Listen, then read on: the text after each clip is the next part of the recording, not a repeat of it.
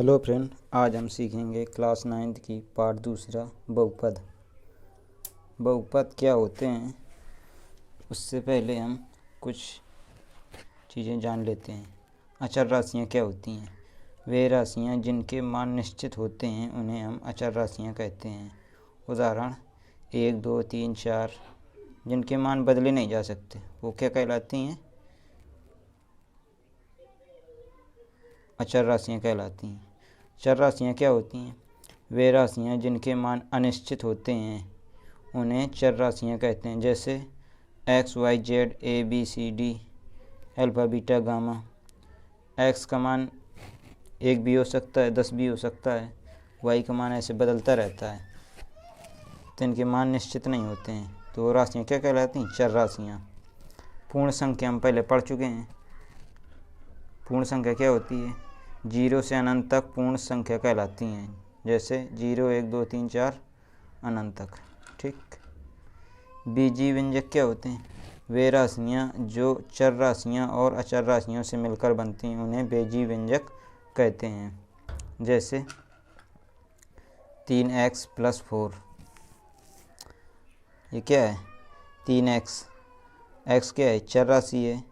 4 क्या है? एक अचर राशि है।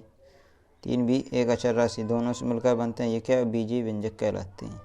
जैसे 3x √, ये क्या है? बीजीय व्यंजक है। 2x + 1, ये भी बीजीय व्यंजक है। बहुपद क्या होते हैं? एक चर वाले ऐसे बीजीय व्यंजक जिनके चर की घात पूर्ण संख्या हो उसे बहुपद कहते हैं। जैसे x² की घात कितनी है? 2, तो ये चर की घात कितनी है? 2, तो ये क्या है? 2 एक पूर्ण संख्या है, तो ये एक बहुपद है। ठीक। 3x + 3, तो x की घात क्या है? हमको खाली चर की घात देखना है। 4 की घात 1 है, तो ये क्या है? एक पूर्ण यानी बहुपद है। 5y + 2y², तो ये क्या है? अधिकतम घात क्या है? 2, तो ये एक बहुपद है। ठीक। 5x² + 3, तो x² की घात कितनी है? 2, ये भी पूर्ण संख्या है। बहुपद क्या नहीं होती? कौन कौन सी संख्या नहीं हो सकती? जैसे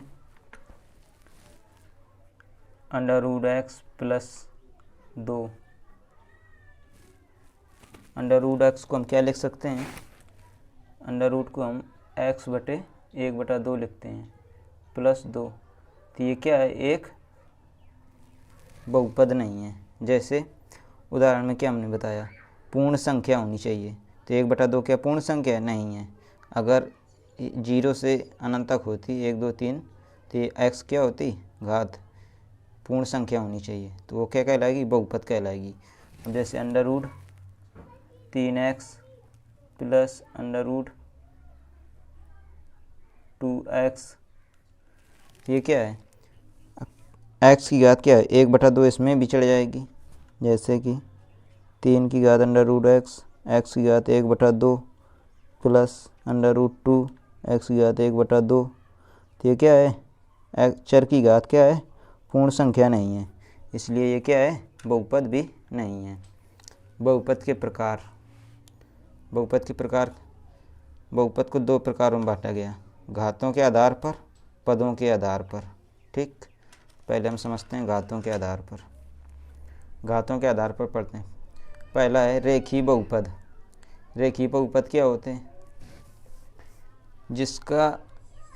जिसकी घात क्या हो? 1 हो। जैसे 3x + 1, चर की घात क्या हो? खाली 1x हो, यानी एक घात हो, तो हम लिख देंगे एक घात वाले।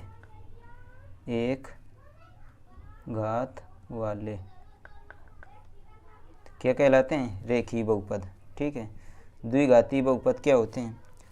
जिसकी घात क्या, अधिकतम घात क्या हो? 2 घात हो, चर की घात क्या हो? 2, तो हम इसको क्या लिख सकते हैं? यह एक द्विघाती बहुपद है। जैसे हमने सोचा 2 घात वाले क्या कहलाएंगे? द्विघाती बहुपद। ठीक है। इसी तरह त्रिघाती बहुपद क्या होता है? 4x³ + 3, तो x की अधिकतम घात क्या है? 3 है, तो ये भी एक त्रिघाती बहुपद है। 3 घात वाले त्रिघाती कहलाते हैं। ठीक। चौथा है अचर बहुपद। अचर बहुपद क्या होते हैं?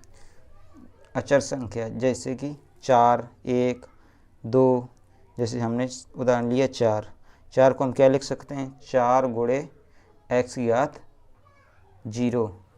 x की घात 0 का मान क्या होता है? 1 होता है। क्या होता है?